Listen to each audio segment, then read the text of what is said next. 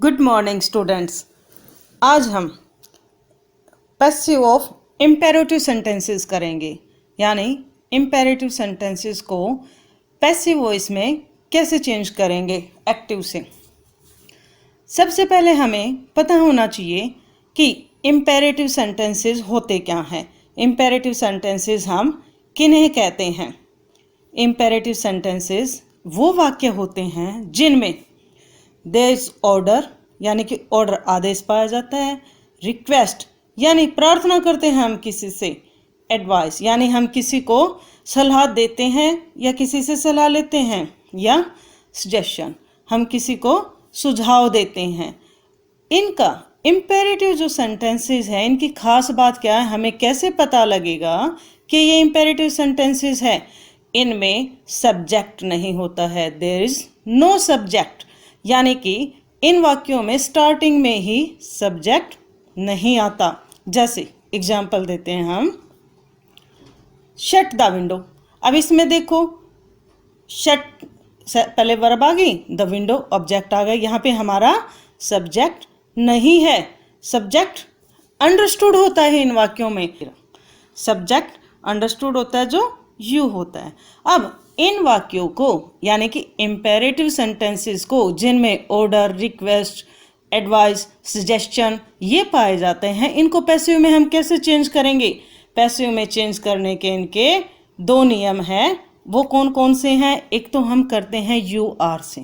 पहले हम you are का ही पढ़ेंगे, पहले यू आर वाला नियम ही पढ़ते हैं। ये रूल पढ़ते हैं हम, जैसे you are ordered to, you are requested to, you are advised to, you are suggested to and you are prohibited to। अब इनका मीनिंग क्या है, हमें कैसे पता लगेगा कि भाई कहाँ कौन सा लगाना है। अब ये जो हमने सेंटेंस ले रखा है शट द विंडो, हम इसको ही अप्लाई करते हैं, ठीक है। इसी के ऊपर इसको स्टडी करते हैं कि इसको कैसे चेंज करना है। जैसे शट द विंडो, अगर एक प्रिंसिपल पीएन को कहता है तो ये हमारा क्या हो जाएगा, ऑर्डर।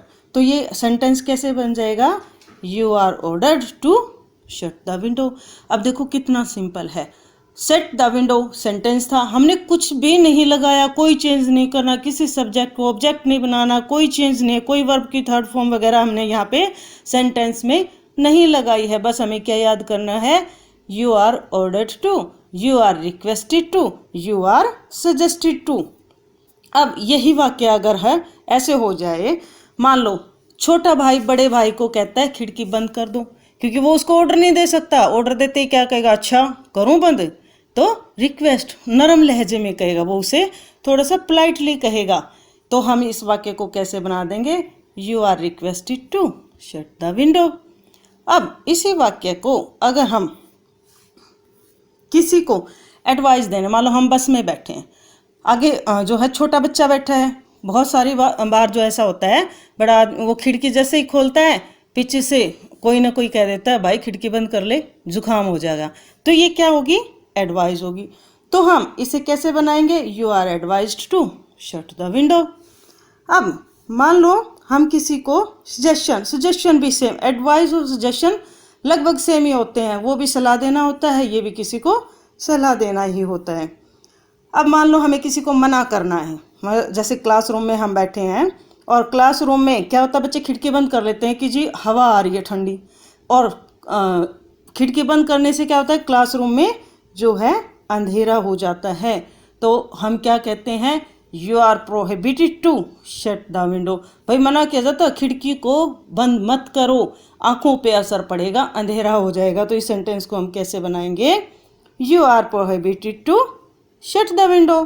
तो देखो कितना सिंपल था, यानी कि हमें सिर्फ ये पता होना चाहिए कि जो ये वाक्य है हमारा, इसमें भाव क्या है, क्या कहना चाहता, ऑर्डर है, रिक्वेस्ट है, एडवाइस है, सलाह है, और उसी के आधार पर हम जो है इन वाक्यों को पैसिव में कन्वर्ट करते। कितने सिंपल है, कोई चेंज नहीं करना, सिर्फ हमें क्या याद रखना है, you are ordered to, request to, advice to. मतलब पता होना चाहिए हमें सेंटेंस से, हमें ऑर्डर है, एडवाइस है, रिक्वेस्ट है, सलाह है, या जो है किसी को मना किया जा रहा है। अब देखो इस वाक्य को हम ऐसे लिख सकते हैं, you are ordered to shut the window. अब इसमें थोड़ी सी वेरिएशन है। अगर मान लो इस वाक्य में पहले प्लीज होता, जैसे प्लीज शट द विंडो। बहुत सारे स्टूडेंट क्या करते हैं, प्लीज आने के बाद, मान लो यहाँ पे प्लीज होता, प्लीज आने के बाद क्या करते हैं, वो पैसिव बनाते। इसमें क्या लिखेंगे, you are requested please shut the window. अब प्लीज नहीं आएगा, ये गलती मत करना। अब क्या हो जाएगा, you are requested to shut the window, यानी कि प्लीज हट जाएगा। अब प्लीज को हम रिमूव कर देंगे। अब ऐसे ही थोड़ी सी वेरिएशन किस में है, डू नॉट वाले वाक्यों में। जैसे डू नॉट स्मोक, ये हमारा सेंटेंस है, डू नॉट स्मोक। इसको अगर हम पैसिव में चेंज करेंगे तो कैसे करेंगे, यू आर एडवाइज्ड, क्योंकि हम सलाह दे रहे हैं, you are advised not to smoke. यानी इसमें हमने क्या किया, एक तो डू को हटा दिया, डू का यूज नहीं किया पैसिव में हमने, और हमने क्या किया, नोट को हमने टू से पहले लगाया है। ये याद रखना है, बहुत सारे बच्चे जो हैं इसको भूल जाते हैं नोट को, कि नोट को भी टू के बाद ही लगा देते हैं, you are advised to not smoke. नहीं, डू को हटाना है, नोट को टू से पहले लगाना। बहुत ही सिंपल है, you are advised not to smoke. ये हमारा सेंटेंस बन जाएगा। अब हमारे लेट वाले वाक्य भी होते हैं, यानी कि ऐसे वाक्य जिनको हम लेट से बनाते हैं, क्योंकि ये जो हमने एग्जाम्पल लिया था, ये जो हमारा एग्जाम्पल था शट द विंडो। अब इसमें हमें बिल्कुल भी पता नहीं लग रहा है कि भाई ये ऑर्डर है, रिक्वेस्ट है, सजेशन है, एडवाइस है, या हमें मना किया जा रहा है। तो हम इसको किससे बना देंगे, लेट से। मतलब जहाँ भी कंफ्यूजन हो सेंटेंस में, उस सेंटेंस को हम किस में बना देंगे, पैसिव इंपेरेटिव वाले को लेट से बना देंगे। किससे बनाएंगे, लेट से बनाएंगे। जैसे लेट भी बहुत सिंपल है, इसका सीधा सा फॉर्मूला है लेट प्लस सब्जेक्ट। ये इसको ऑब्जेक्ट भी कह सकते हैं, क्योंकि ये हमारा द विंडो क्या होता है, ऑब्जेक्ट होता है। कन्फ्यूजन ऑब्जेक्ट कह लो, सब्जेक्ट कह लो। Let plus subject plus be plus verb की थर्ड फॉर्म। Very simple. अब देखो ये जो हमारा सेंटेंस था शट द विंडो, ये इसको हम लेट से भी बनाते हैं। लेट से हम इसको कैसे बनाएंगे, अब ये फॉर्मूला था। सबसे पहले हम क्या लिखेंगे, लेट प्लस सब्जेक्ट लिखेंगे द विंडो, प्लस हम बी लिखेंगे बी, प्लस वर्ब की थर्ड फॉर्म लिखेंगे तो शट। कितना सिंपल है, let the window be shut. यानी कि अगर हमें इम्पेरेटिव में ये पता नहीं लग रहा है सेंटेंस से कि हमने ऑर्डर में करना है कि हमने रिक्वेस्ट में करना है, तो हम क्या कर देंगे, उसको लेट से बना देंगे।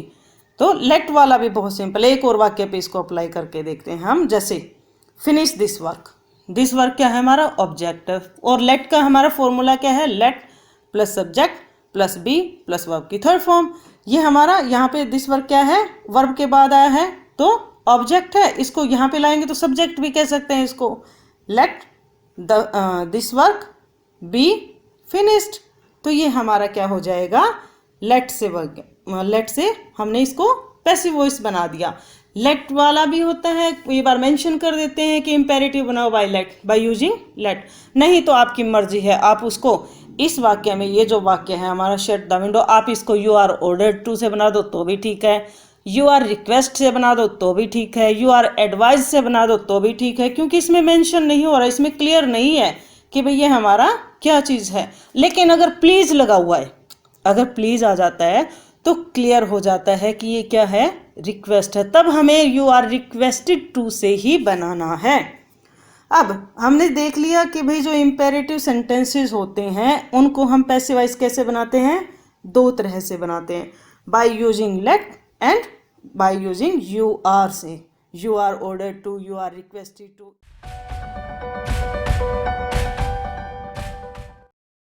अब ये हमारी जो है आज की एक्सरसाइज है, ये सब बच्चों को करनी है। इसमें सिर्फ 5 ही सेंटेंस दिए हैं। कौन कौन से हैं, प्लीज़ ओपन द डोर। दूसरा है हमारा switch off the light, switch off the light. Third one is work hard. Fourth है हमारा do not plug the flower. अब देखो मैंने डू का भी ले लिया है ताकि प्रैक्टिस हो जाए, do not plug the flower. Fifth one है हमारा पोस्ट दिस लेटर। अब इसको लेट से भी बनाना है, लेट से भी बनाओ और यू आर ऑर्डर्ड या यू आर रिक्वेस्टेड से भी बनाओ, यानी कि दोनों तरीके से ये बनाने हैं। हैं।